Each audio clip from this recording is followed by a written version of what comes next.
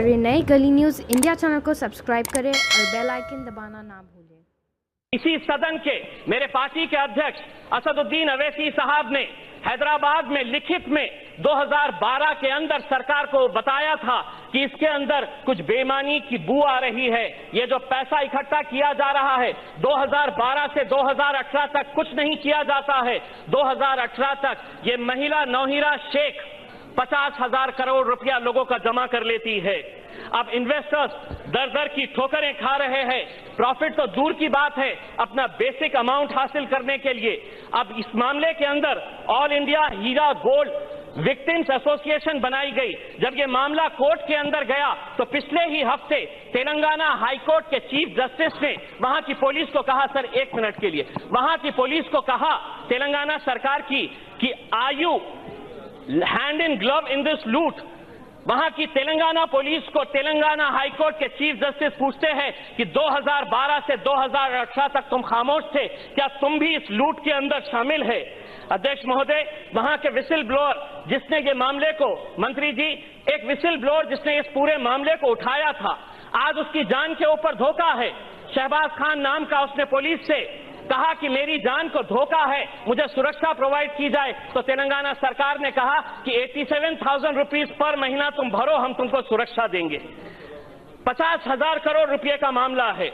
अध्यक्ष महोदय, हम आपसे सिर्फ इतना कहना चाह रहे हैं कि इस जिम्मेदारी की, इस सरकार की जिम्मेदारी है। ये आप बिल तो लेकर आ रहे हैं, ये बिल पास हो जाएगा, लेकिन इसके बाद इन्वेस्टर्स को ये भरोसा होना चाहिए कि अगर ऐसी कंपनी दोबारा आती है और वो लोगों को लूटती है तो उसके लिए सरकार जिम्मेदार रहेगा। इन्वेस्टर्स तब जाकर भरोसा करेंगे। और मैं फाइनेंस मिनिस्टर, यहां पर मैडम आप है, मैं आपको बताना चाहता हूं, ये दो जो कंपनीज है, हीरा गोल्ड और IMA, इसके अंदर जितने भी इन्वेस्टर्स थे ये ज्यादातर मुस्लिम लोग हैं जिन्हें यह भरोसा दिलाया गया था कि ये हलाल का इन्वेस्टमेंट आप कर रहे हैं। आप करिए, 50,000 करोड़ रुपए एक जगह जमा हुआ, 40,000 करोड़ रुपए एक जगह जमा हुआ। यानी कि ये वो लोग हैं जो बैंक में पैसा नहीं डालना चाह रहे, हलाल का इन्वेस्टमेंट कोई कंपनी के जरिए। तो हम चाहते हैं इसी के जरिए अगर सरकार इस्लामिक बैंकिंग का भी अगर कंसेप्ट यहां पर लेकर आए। इस देश के अंदर बहुत सारे लोग हैं जो आज अपना पैसा बैंकों में नहीं डाल रहे हैं, लेकिन अगर हलाल का इन्वेस्टमेंट कोई कंपनी जो दूसरे मुल्कों के अंदर है, यहां पर भी चर्चा हुई थी,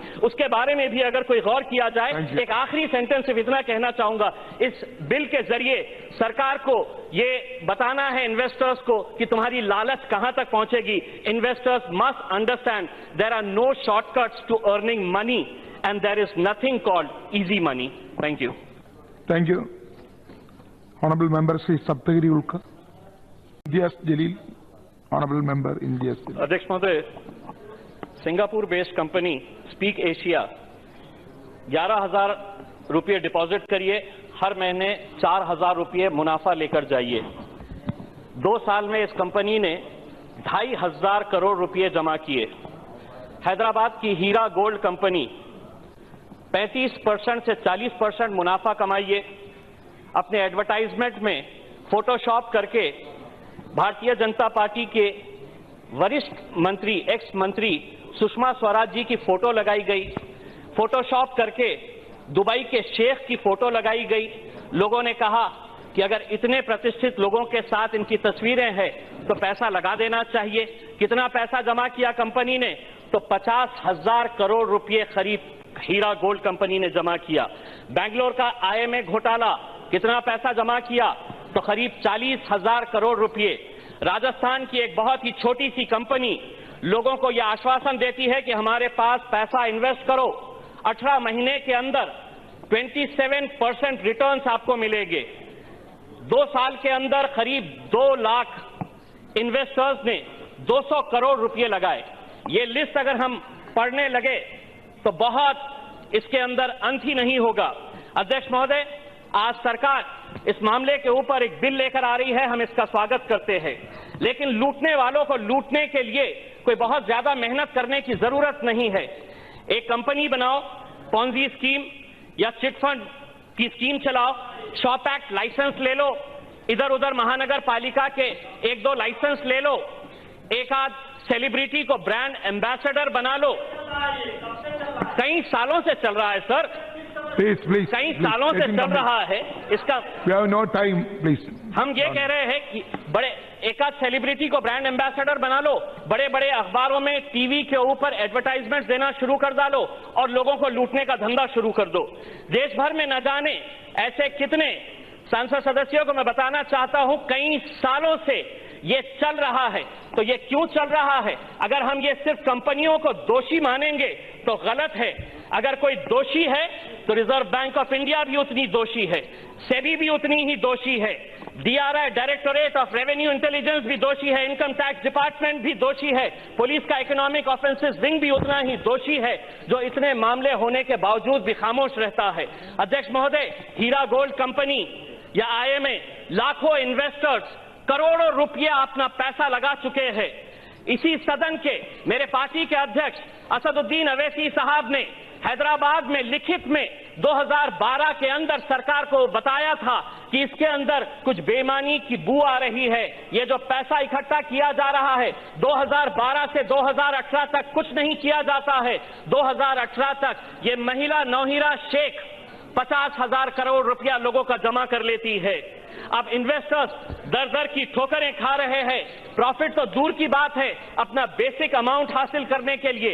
अब इस मामले के अंदर ऑल इंडिया हीरा गोल्ड विक्टिम्स एसोसिएशन बनाई गई। जब ये मामला कोर्ट के अंदर गया तो पिछले ही हफ्ते तेलंगाना हाई कोर्ट के चीफ जस्टिस ने वहां की पुलिस को कहा, सर एक मिनट के लिए, वहां की पुलिस को कहा तेलंगाना सरकार की कि are you hand in glove in this लूट।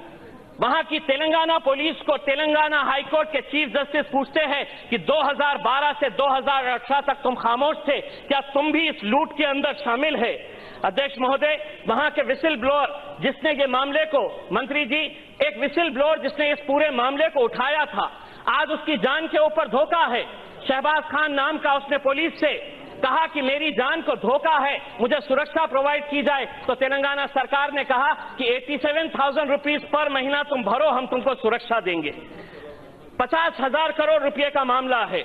अध्यक्ष महोदय, हम आपसे सिर्फ इतना कहना चाह रहे हैं कि इस जिम्मेदारी की, इस सरकार की जिम्मेदारी है। ये आप बिल तो लेकर आ रहे हैं, ये बिल पास हो जाएगा, लेकिन इसके बाद इन्वेस्टर्स को ये भरोसा होना चाहिए कि अगर ऐसी कंपनी दोबारा आती है और वो लोगों को लूटती है तो उसके लिए सरकार जिम्मेदार रहेगा। इन्वेस्टर्स तब जाकर भरोसा करेंगे। और मैं फाइनेंस मिनिस्टर, यहां पर मैडम आप है, मैं आपको बताना चाहता हूं, ये दो जो कंपनीज है, हीरा गोल्ड और आईएमए, इसके अंदर जितने भी इन्वेस्टर्स थे ये ज्यादातर मुस्लिम लोग हैं जिन्हें यह भरोसा दिलाया गया था कि ये हलाल का इन्वेस्टमेंट आप कर रहे हैं। आप करिए, 50,000 करोड़ रुपए एक जगह जमा हुआ, 40,000 करोड़ रुपए एक जगह जमा हुआ। यानी कि ये वो लोग हैं जो बैंक में पैसा नहीं डालना चाह रहे, हलाल का इन्वेस्टमेंट कोई कंपनी के जरिए। तो हम चाहते हैं इसी के जरिए अगर सरकार इस्लामिक बैंकिंग का भी अगर कंसेप्ट यहां पर लेके आए। इस देश के अंदर बहुत सारे लोग हैं जो आज अपना पैसा बैंकों में नहीं डाल रहे हैं, लेकिन अगर हलाल का इन्वेस्टमेंट कोई कंपनी जो दूसरे मुल्कों के अंदर है, यहां पर भी चर्चा हुई थी,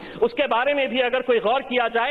एक आखिरी सेंटेंस सिर्फ इतना कहना चाहूंगा, इस बिल के जरिए सरकार को ये बताना है इन्वेस्टर्स को कि तुम्हारी लालच कहां तक पहुंचेगी। Investors must understand there are no shortcuts to earning money and there is nothing called easy money. Thank you. Thank you. Honorable Member Sri Saptagiri Ulka.